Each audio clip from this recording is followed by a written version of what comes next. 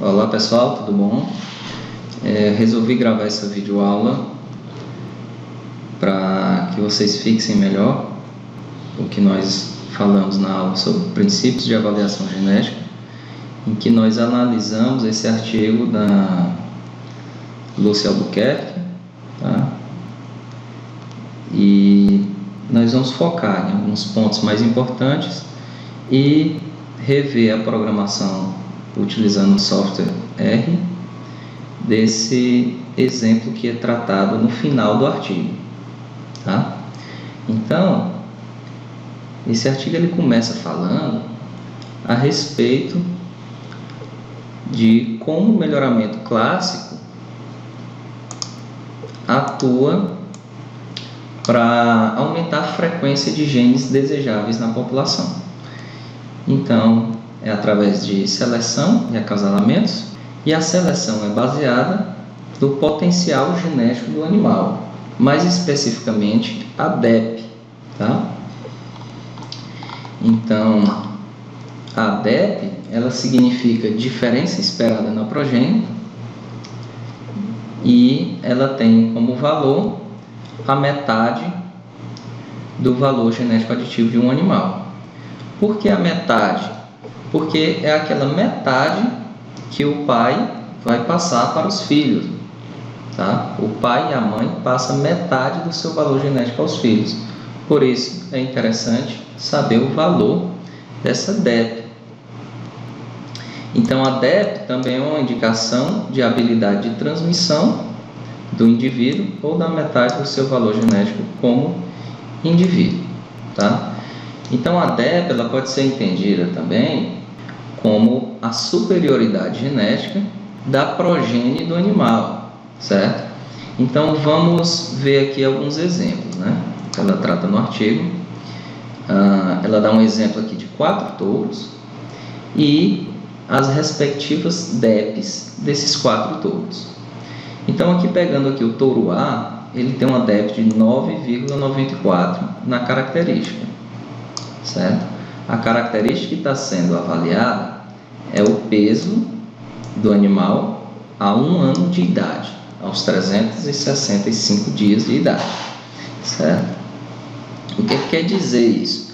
Quer dizer que a diferença esperada para a progênie do touro A é de uma superioridade de 9,94 quilos em relação à média da população, certo? Então, vamos supor que esses animais, para ficar mais fácil o entendimento, que a média da população é 100 quilos a 1 ano de idade, porém a progênie do touro A ela tem um peso médio de 109,94, ou seja, 9,94 quilos acima da média do rebanho, tá? Então, nesse exemplo, né, como medida de melhoramento para aumentar os genes desejáveis na população, nesse caso, o touro A seria escolhido para ser o reprodutor, pois ele tem uma vantagem em relação aos outros touros, né? Ele tem uma probabilidade de deixar filhos mais pesados do que a média da população e, com isso, incrementar o potencial dessa característica. Então, ele compara aqui em relação ao touro B, né? Essa superioridade do A é em torno de 3,44, em relação ao C é 4,64 e em relação ao D é 2,24. Aqui é sobre a acurácia desse valor. A gente vai ver que quanto mais medidas do animal é tomada ou medidas de seus parentes é tomadas, melhor é essa acurácia.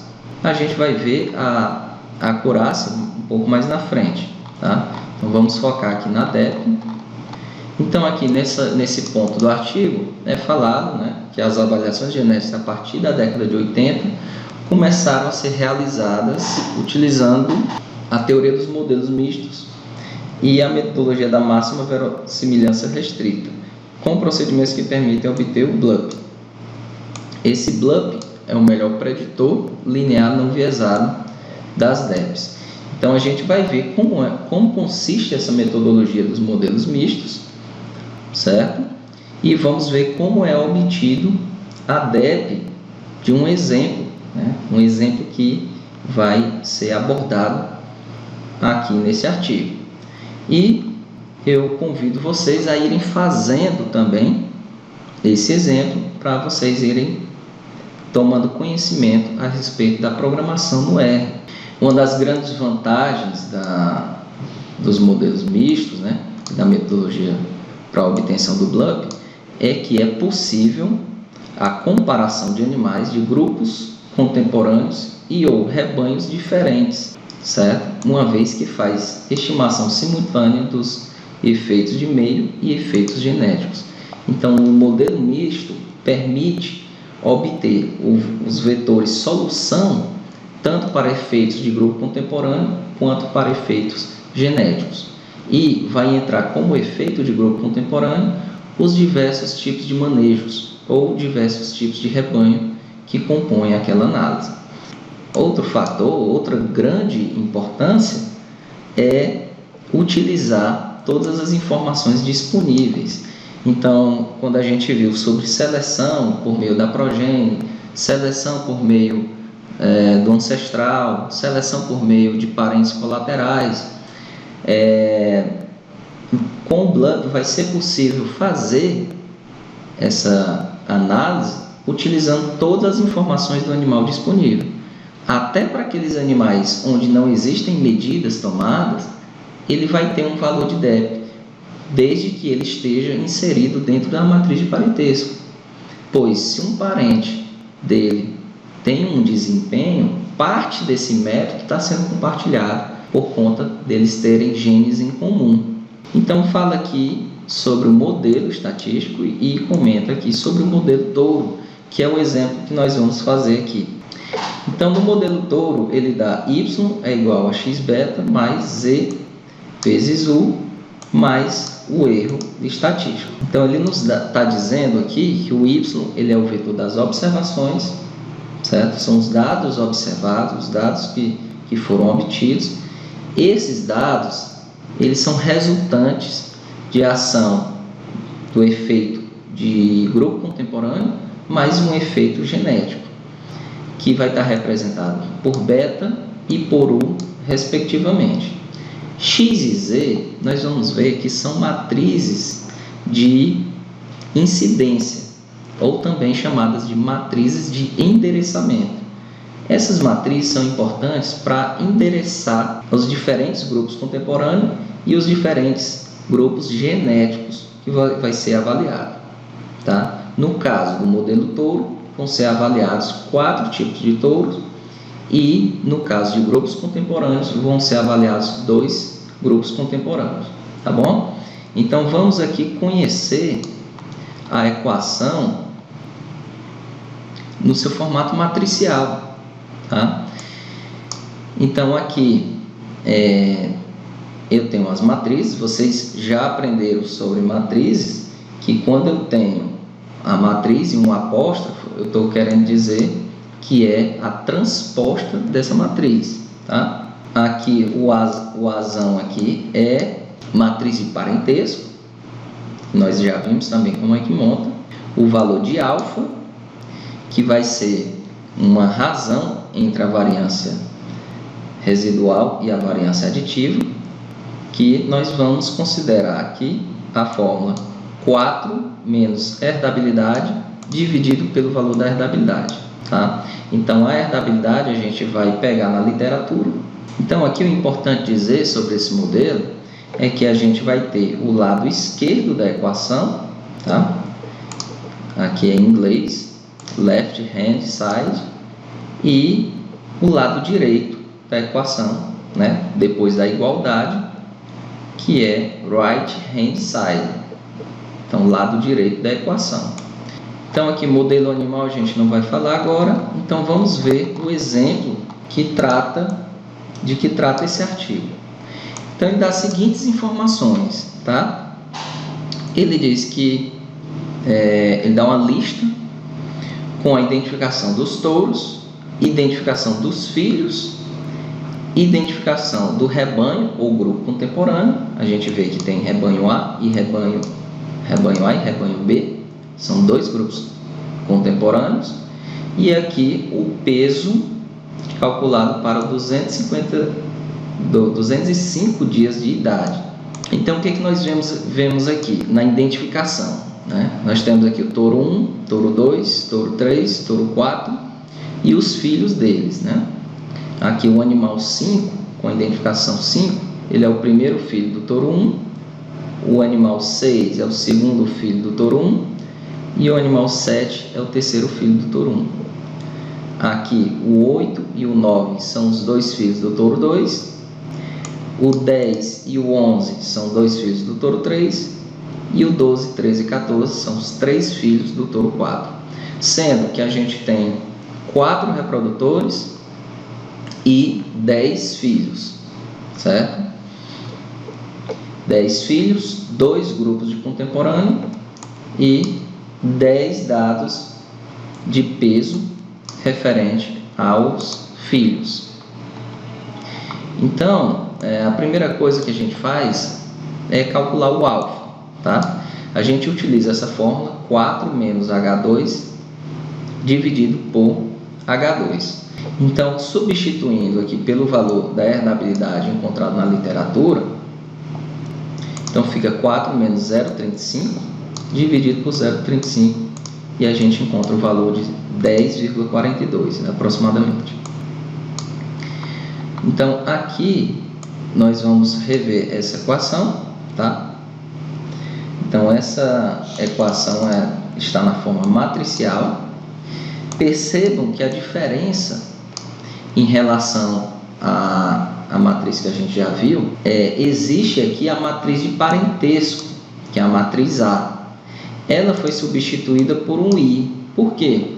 Porque aqui nesse exemplo a gente está considerando que os touros eles não são parentes, eles não têm parentesco entre si. Então, se eles não têm parentesco entre si, a matriz de parentesco vai ser uma matriz identidade, tá? Então, como é que é a matriz identidade? Ela é dessa forma. Eu tenho uma matriz 4x4, porque são 4 touros. O parentesco do touro 1 com ele mesmo é 1 e com os demais é 0, tá? Então eu vou ter uma matriz assim.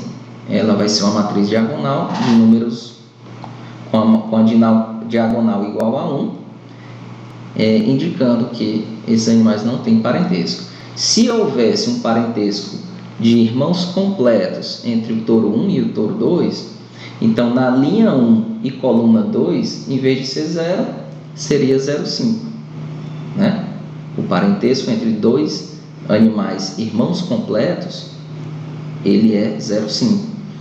E na coluna 1, linha 2, também seria 0,5, porque a gente viu que as matrizes de parentesco elas são matrizes quadradas e simétricas. Então aqui eu coloquei em slide para ficar melhor a visualização, tá? Então aqui a gente vai construir essas matrizes. A gente viu que a gente vai precisar da matriz x' e da matriz x, da matriz z e z', da matriz identidade, do valor de alfa e do valor de y. Então eu vou ensinar para vocês como é que constrói essas matrizes e no caso do y aqui o vetor y, tá? A matriz de parentesco, que é o azinho aqui, como já explicado, ela seria uma matriz identidade, será uma matriz identidade de dimensão 4x4, onde a diagonal principal vai ser 1, portanto uma matriz identidade. A matriz x vai ser a matriz de endereçamento dos valores fixos, dos valores de grupos de contemporâneos. Então, veja bem, como é que constrói essa matriz x, tá? Ela vai estar ligada ao beta. e o beta é o vetor solução para efeitos de rebanho, efeitos de grupo contemporâneo. Então, se eu tenho dois grupos contemporâneos, tá? A e B, a minha matriz de incidência X vai ser, eu vou ter uma matriz 10, tá? 10 linhas com duas colunas. Por quê? Porque cada linha vai ser referente a um animal. Se eu tenho 10 filhos, eu vou ter 10 linhas, tá? Então, imaginem aqui em cima a identificação A. Deixa eu fazer aqui para vocês.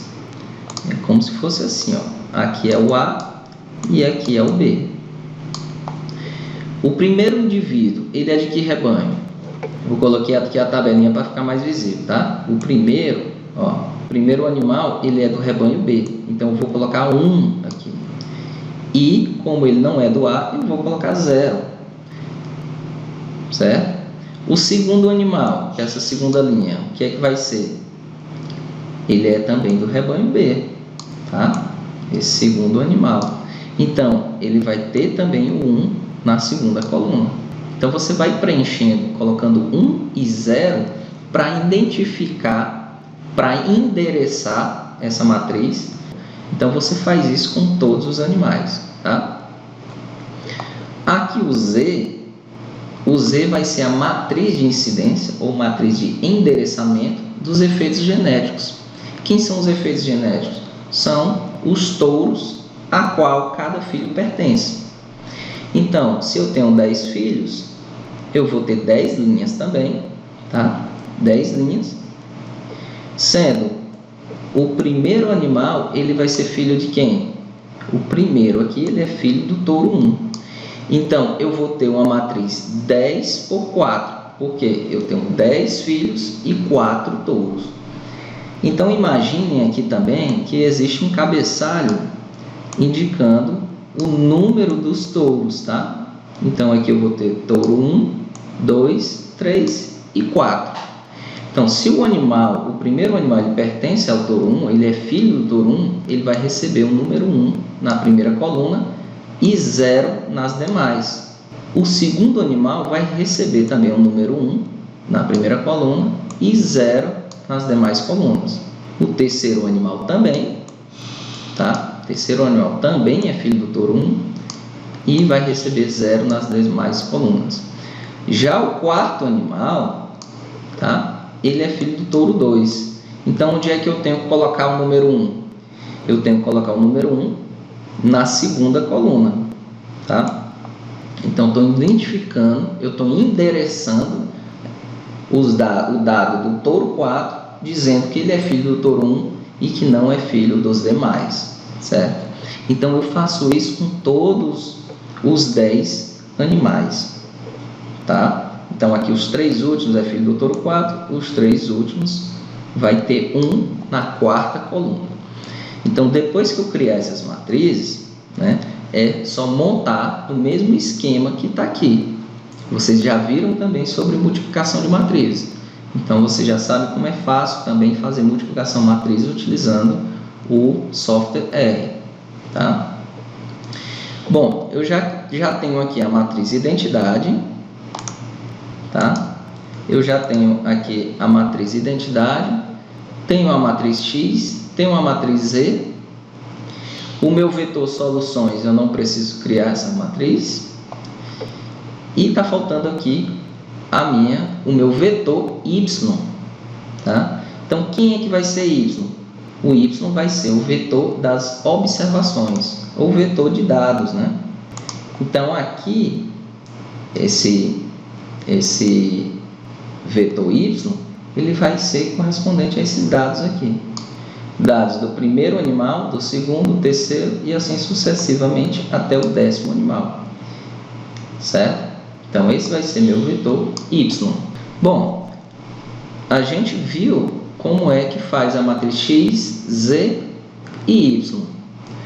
O que está faltando aqui complementar é com transposta. O que é a matriz transposta? Vocês já viram também que a transposta é quando eu substituo linhas por colunas, tá? Se eu tinha que a matriz X é uma matriz 10 por 2, a minha X transposta vai ser uma matriz 2 por 10, porque onde era linha, vira coluna, tá? Então, é como se eu tivesse deitado a matriz. Então, essa vai ser a X'. E vocês viram também que no R é muito simples transformar uma matriz em uma transposta. Por que eu preciso fazer as transpostas de X e de Y e de Z? Porque eu vou utilizar aqui. A minha primeira matriz vai ser X', a multiplicação, tá? De X' por X, X', Z', e Z' mais a multiplicação da matriz identidade vezes o escalar alfa, tá? Que vocês também já viram sobre multiplicação por escalar. Aqui no lado direito da equação eu tenho que X' multiplica Y e Z' multiplica Y, certo? Então vamos ver como é que fica. No meu lado esquerdo da equação, percebam que ela vai ser montada, tá, por esses valores. Observe o seguinte, deixa eu apagar aqui. Observe que essa matriz do lado esquerdo, eu posso dividir ela em 4 partes, tá? Eu posso traçar aqui e traçar aqui. Então, eu vou ter a parte 1, 2, 3 e 4. Então, para facilitar, a gente faz a multiplicação dessas matrizes separadamente e depois a gente junta em uma matriz só, certo? Então, vai ficar assim. Quando eu faço a multiplicação, X', eu obtenho uma matriz 2 por 2, né? Dessa forma. X', eu obtenho essa matriz 2 por 4, tá? Quando eu faço a multiplicação de Z', eu obtenho essa 4 por 2. E a multiplicação de Z' somado com a multiplicação de identidade e alfa, eu obtenho uma matriz 4 por 4, tá? Isso aqui eu também faço separado, tá, gente? Aqui é porque está junto, mas essa multiplicação a gente faz também separadamente. Z' e identidade vezes alfa. E depois faz a soma. O que é que vai faltar? Vai faltar eu inverter a matriz do lado esquerdo e multiplicar essa inversão pela matriz do lado direito. E aí eu vou ter o meu vetor solução. Então aqui, o meu vetor solução, ele é igual à matriz do lado esquerdo inversa, tá? Vocês viram também como é que se obtém a inversa de uma matriz. Então essa inversa multiplicada pela matriz do lado direito, que é esse vetor, tá? Resultante da multiplicação de X', com Z'. Então, após eu fazer essa multiplicação, eu vou ter o meu vetor solução. Então, vamos ver como é que fica no programa R a construção dessas matrizes. Então, aqui nessa primeira linha, vocês observam que eu estou nomeando aqui, eu estou chamando de X. Estou dizendo que X é igual a uma matriz, abro parênteses e peço aqui para concatenar esses dados, tá? Eu coloco aqui o Czinho, abro parênteses. O que é que eu estou fazendo aqui? Eu estou colocando vários dados em sequência. No final eu fecho parênteses, coloco uma vírgula e coloco um comando, ncol igual a 2. Eu estou dizendo para o R o seguinte, olha, eu quero criar uma matriz concatenando esses dados, estou colocando 0, 0, 1, 1, 0, 1 até o final e coloco um argumento dizendo que o número de colunas é igual a 2. Então, quando eu executo isso aqui, vai aparecer aqui embaixo, tá, gente? Deixa eu limpar aqui. Então, quando eu executo, vai aparecer aqui embaixo que foi feito, né? E aqui eu executo o xzinho, que ele vai chamar a matriz. Então, é sempre assim. Eu crio uma matriz e depois repito o nome dela para chamar os resultados. Então, o que foi que ele fez aqui? Ele criou uma matriz 10 por 2, certinho. Ele está dizendo que o animal 1 ele pertence ao rebanho B, que é a segunda coluna, o 2 também, o A, o 3, o A, 4, 5, A, 6B e assim por diante.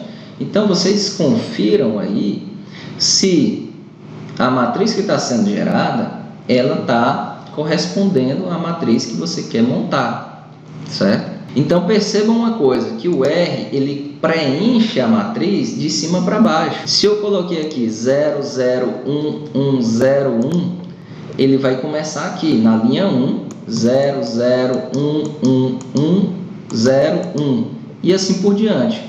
Sendo que, se eu pegar esse comando aqui e colocar o 10º elemento, esse 10º elemento ele vai ser o último da primeira linha, e o 11º elemento vai ser o primeiro da segunda coluna, tá? Então é assim que o R constrói as matrizes. Da mesma forma, a matriz Z, tá? Eu concatenei esses dados, né? São 40 dados, que são 4 colunas e 10 linhas, e ele vai preencher da primeira coluna de cima para baixo. Aqui no final eu vou colocar que são 4 colunas. Se eu coloquei 40 números concatenados e diz que eu quero que o R gere 4 colunas, ele vai preencher da primeira coluna, ele vai para a segunda, vai para a terceira e vai para a quarta. Vai fazer 4 colunas iguais com 10 linhas cada coluna, certo? Então vamos executar aqui para ver se ele realmente fez isso. Ó, então ele realmente fez isso. Aqui a matriz A, né, que será a matriz de parentesco, que vai ser na verdade uma matriz de identidade, né, pois não há parentesco entre os animais, é a primeira situação que a gente considera. Eu vou colocar aqui que o A vai ser igual a diag, tá? A diagonal dessa matriz, e eu vou concatenar aqui 4 elementos, esses 4 elementos igual a 1. Então eu vou criar uma matriz com uma diagonal composta por 4 números 1. Então eu vou executar, e quando eu executo, gente, ele realmente preencheu uma matriz diagonal com 4 números 1 na diagonal principal. E o Y, como é que eu construo esse vetor? Esse vetor ele é em pezinho, tá, gente? Ele é em pé contendo os dados de peso de cada animal. Então eu escrevo que Y, vou colocar RBind, tá? Por que RBind? Porque eu vou concatenar esses dados, mas eu vou colocar ele, né, em uma coluna apenas e chamar esse vetor. Então percebam aqui embaixo que ele criou um vetor 10 por 1. Outra informação que eu tenho é a herdabilidade, que já dá no artigo, né? Herdabilidade igual a 0,35. Então, para que vai ser importante a herdabilidade? Para calcular o valor de alfa, né? A gente viu que o alfa é igual a 4 menos a herdabilidade dividido por herdabilidade, tá? Então, eu vou chamar aqui H2, eu criei aqui um elemento chamado H2 e vou dizer que alfa vai ser igual a 4 menos H2. Reparem que eu estou colocando entre parênteses, porque eu quero que esse cálculo, essa subtração seja feito primeiro e depois dividido pelo valor de H2. Se você não colocar o parênteses, ele vai dividir H2 por ele mesmo, vai dar 1, e 4 menos 1 vai dar 3, vai dar errado esse valor. Então vamos lá, executar aqui. Executei o H2, executei o alfa, e vou chamar alfa aqui, vai aparecer o valor dele, né? 10,42. Então aqui, gente, nós criamos todas as matrizes que a gente vai utilizar para aquele cálculo, tá? O que vai ficar faltando? Vai ficar faltando as matrizes transpostas. No caso, transposta de x e transposta de y, que eu vou chamar aqui de xl, tá? XL é uma referência para x', certo? Então veja como é fácil transformar uma matriz em transposta. Eu vou chamar aqui xl é igual a t, abro parênteses e coloco a matriz que eu quero transpor, que a gente já viu isso também naquela aula sobre operação com matrizes, tá? Então vou executar. O Z' também da mesma forma, tá? Vou colocar T, entre parênteses a matriz que eu quero transpor, que vai ser a Z, e agora eu tenho a matriz XL e ZL feita. Então vamos conferir ela, tá? Eu vou escrever aqui XL e vou executar. Então quando eu executo, ela aparece aqui, né? Realmente a matriz X transposta. Deixa eu chamar aqui também ZL. ZL, executo. Então para vocês verem aqui que fez a transposta da matriz direitinho. Então eu vou montar essas equações aqui, tá? Essas matrizes aqui. Ele vai estar dessa forma, né? Então eu tenho que criar primeiro a X', depois a X', depois Z', depois Z', mais identidade vezes alfa. Então é isso que eu vou fazer. X' eu chamei de XLX, vai ser a multiplicação de XL vezes X, tá? Vocês já viram também que a multiplicação, quando eu faço a multiplicação de matriz, eu uso porcentagem, asterisco, porcentagem. X' eu faço a mesma coisa, tá? Estou multiplicando, vou dar um espaço aqui para ficar mais visível. Olha aqui, ela gerada aqui embaixo, certo? Vamos conferir aqui. É essa mesmo, certinho. A matriz Z', vou executar, é essa aqui, certo? Z'. Aqui ele fez tudo junto, tá? Mas eu vou fazer separado. A Z', que é a ZL vezes a Z, vou executar, ela dá uma matriz assim, tá, gente? E aí ele multiplica, ele soma com a matriz identidade mais alfa, né? Que aqui eu não coloquei identidade, eu posso colocar identidade, tá? Vou botar aqui um I maiúsculo, I alfa, para dizer que eu quero multiplicar a matriz A que eu criei, ó, que está como A, né? Se eu coloquei A, eu tenho que utilizar A. Eu vou colocar aqui a multiplicação da matriz A, e aqui vezes alfa. Por que a multiplicação aqui é diferente? Porque eu estou multiplicando uma matriz por um escalar. O alfa não é só um valor, então ele é um escalar. Eu vou multiplicar, fazer a multiplicação direta, multiplico, eu coloco asterisco, certo? Então está aqui essa matriz gerada. Vamos conferir. Ele não fez separado, né? Vamos fazer a soma primeiro. Vou botar aqui Z',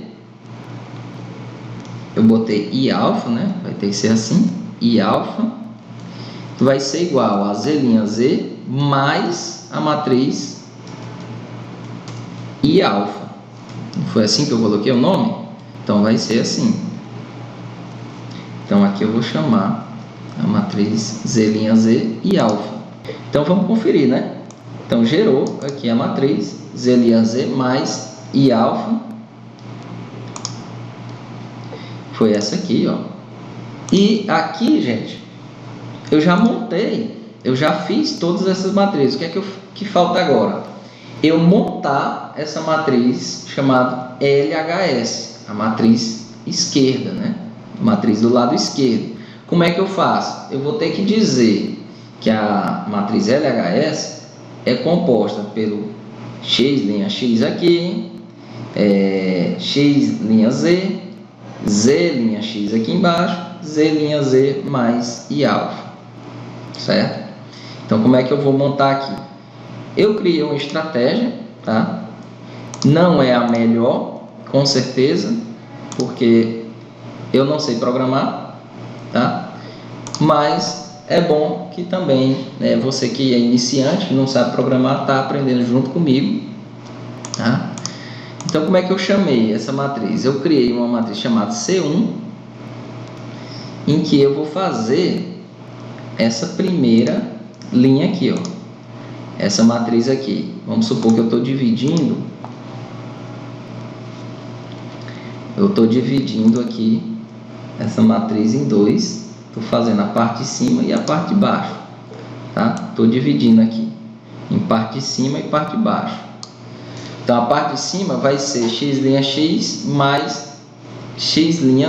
Então vou aqui no R, vou dizer que C1 é uma matriz composta por x' e x', mas eu tenho que colocar esse Czinho para concatenar, tá? Concatenar, eu vou juntar essas duas matrizes e vou dizer que o número de linhas é igual a 2, tá?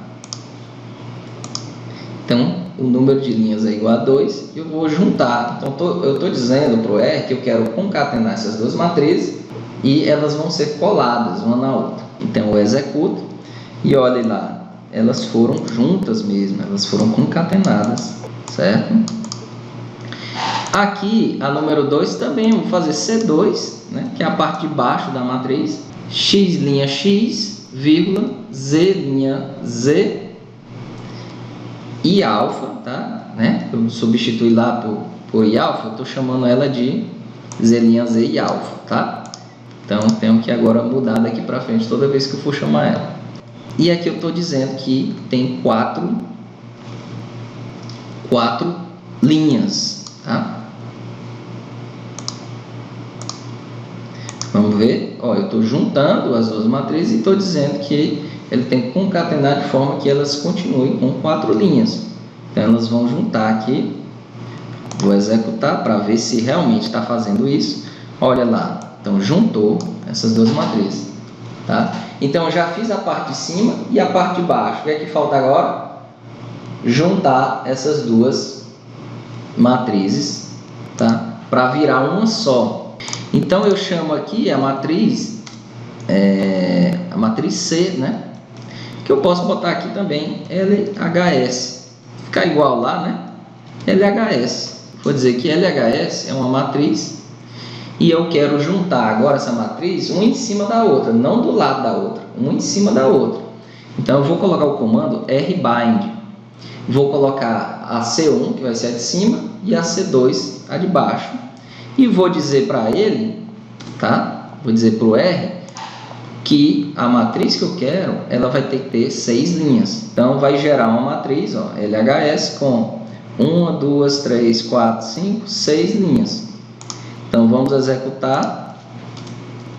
Tá aqui LHS, 2.LHS. Vou executar essa linha. Estou mudando aqui, gente. LSH. LHS.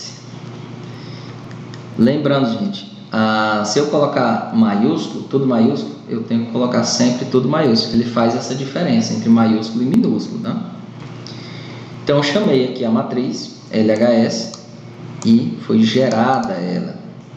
Confere se está tudo ok. Está tudo ok. E agora, o que é que eu preciso? Montar a matriz RHS, tá? Aqui eu chamei de D1 e D2, a matriz x' vezes y. Chamei de D1, tudo bem. D1, ó, gerou aqui uma matriz 2 por 1. E o D2, eu também vou executar, é o z' vezes y, né, multiplicado por y. Vou executar e aqui gerou uma matriz 4 por 1 e aqui 2 por 1. É assim mesmo? Gente. Ó, são duas separadas e agora o que a gente vai fazer? A gente vai juntar agora uma em cima da outra. Para juntar, vocês já viram que o comando é rbind. Eu coloco a primeira e a segunda uma em cima da outra. Então eu criei aqui uma matriz D, mas eu vou chamar de RHS, né? A matriz do lado direito, tá? Vou colocar aqui embaixo RHS. Então ele juntou as matrizes uma em cima da outra e eu tenho aqui o vetor, né, das observações, né? Aquele vetor do lado direito da equação aqui, certo? Então o que é que eu preciso fazer? Para eu encontrar o vetor solução, tá? Eu preciso multiplicar a inversa pela matriz do lado direito. Como é que eu obtenho a inversa de uma matriz? Também vocês já viram lá na aula sobre operação com matrizes, né? Em que eu ensinei também a fazer a inversa no R. Então vamos relembrar. A inversa de uma matriz é esse comando solve. Aí eu abro, entre parênteses, e coloco a matriz que eu quero inverter. Essa matriz é LHS, tá? Não vai ser mais AC, porque lembrem lá que eu mudei, né? Do C eu coloquei LHS para ficar fiel ao trabalho. Então eu estou dizendo aqui que S, que é meu vetor solução, vai ser igual a solve LHS, ou seja, a inversa de LHS, vezes, não é mais D, agora é RHS, a matriz do lado direito, tá?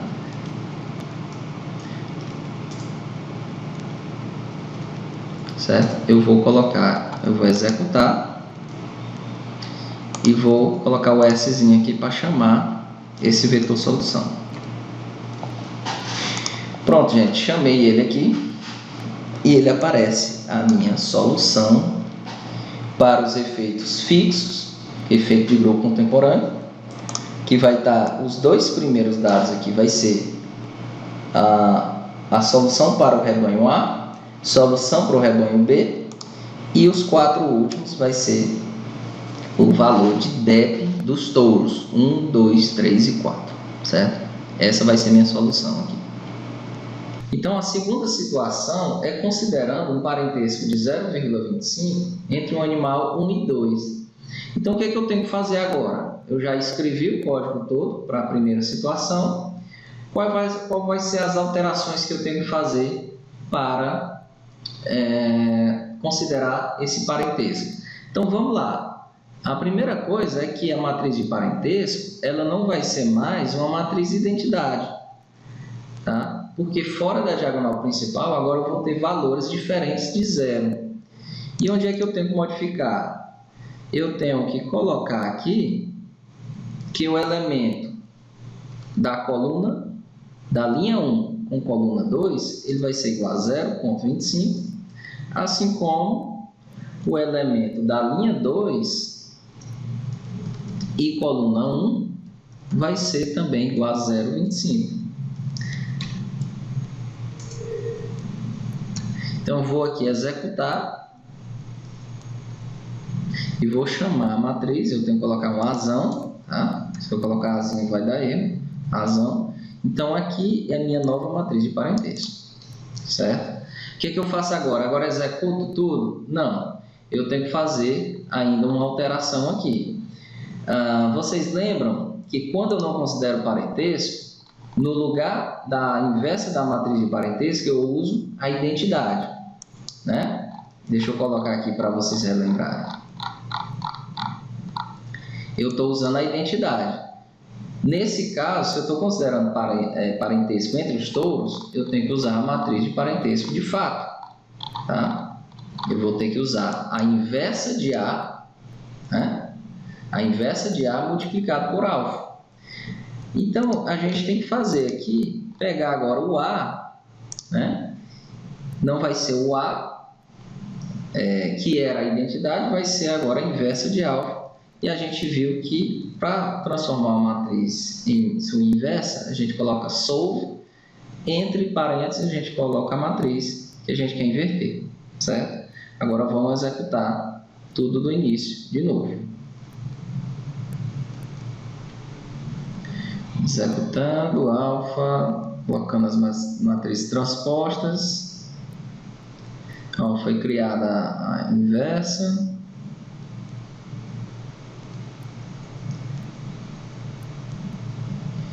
E aqui o vetor solução. Como vetor solução, a gente tem solução para os efeitos de grupo contemporâneo A e B, e aqui os novos valores dos touros, tá? Aqui no artigo ele considera a situação 1 e a situação 2, tá? Então é isso, gente. Então finalizamos a análise do artigo com a simulação no programa R. Então, qualquer dúvida que vocês tiverem, é só me avisar, tá bom? Até mais e bom trabalho!